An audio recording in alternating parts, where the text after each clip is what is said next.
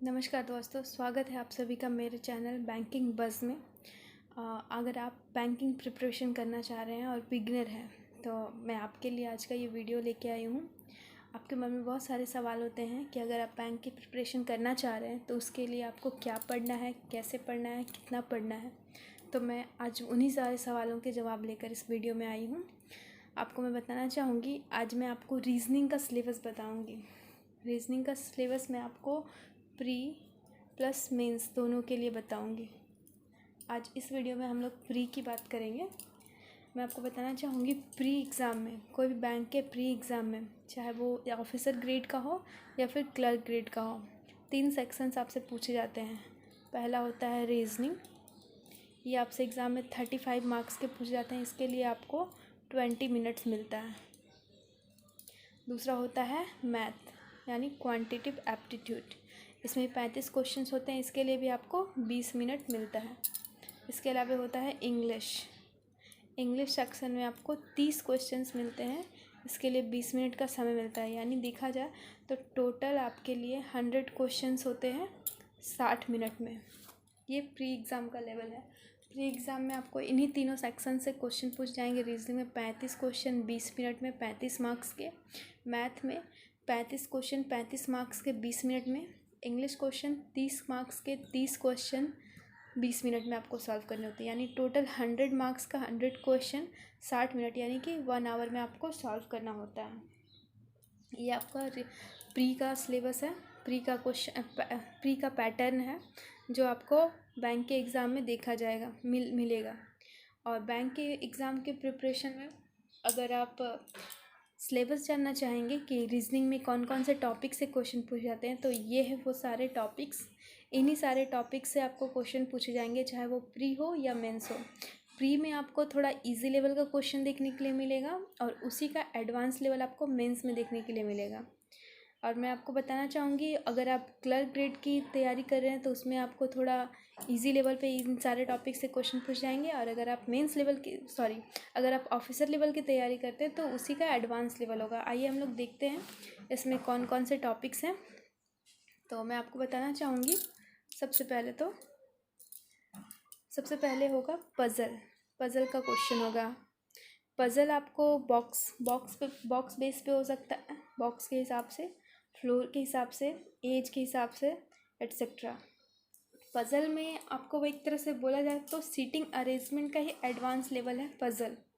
Seating arrangement में आपको सिर्फ दिया हुआ रहता है कि इतने लोग हैं, आपको उससे उन्हें बैठाना है। या तो सर्कुलर होगा, या तो रेक्टेंगुलर होगा, या तो पॉलीगॉन, कोई भी किसी भी तरह का कुछ भी हो सकता है।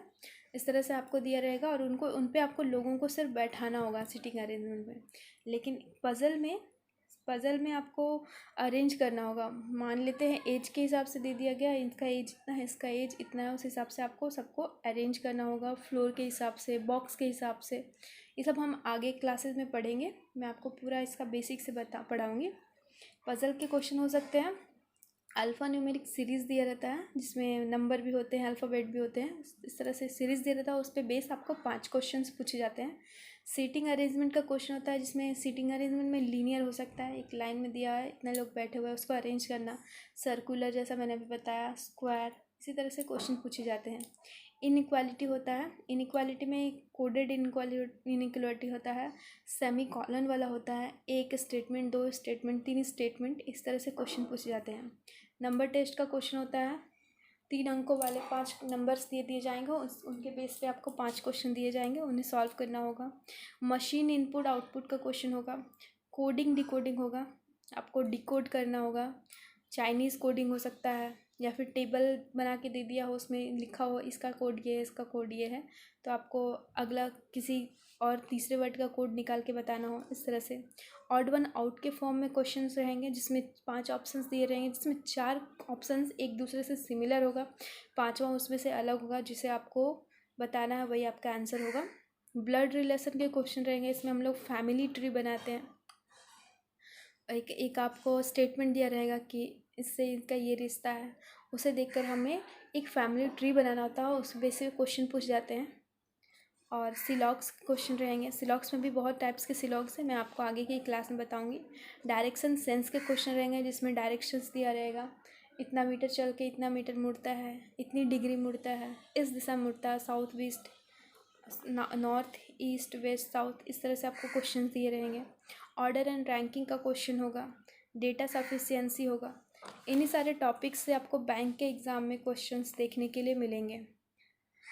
और मैं आपको बता दूं, प्री की अगर हम लोग बात करें तो प्री में 3 से 4 पज़ल और सीटिंग अरेंजमेंट मिलके क्वेश्चन आते हैं। 3 से 4 सेट मतलब कि 15 से 20 क्वेश्चन, यानी एक पज़ल में आपको 5 क्वेश्चन दिए रहेंगे।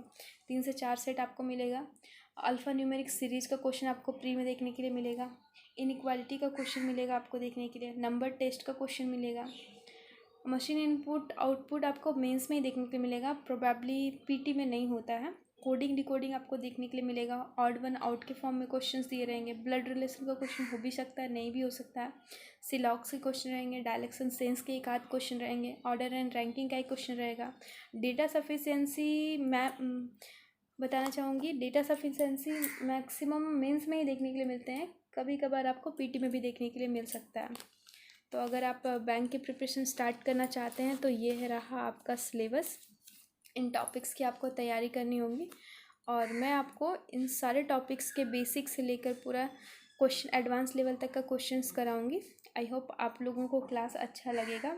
आज की क्लास में बस इतना ही, जिसमें मैंने आपको सिलेबस बताया है प्री के लिए और टॉपिक्स दिए हैं, कौन कौन से टॉपिक्स आपको पढ़ने हैं।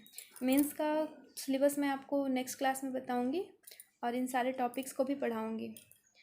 अगर आप लोगों को वीडियो अच्छा लगे तो लाइक कीजिए, शेयर कीजिए और सब्सक्राइब कीजिए। आज के लिए बस इतना ही। Thank you.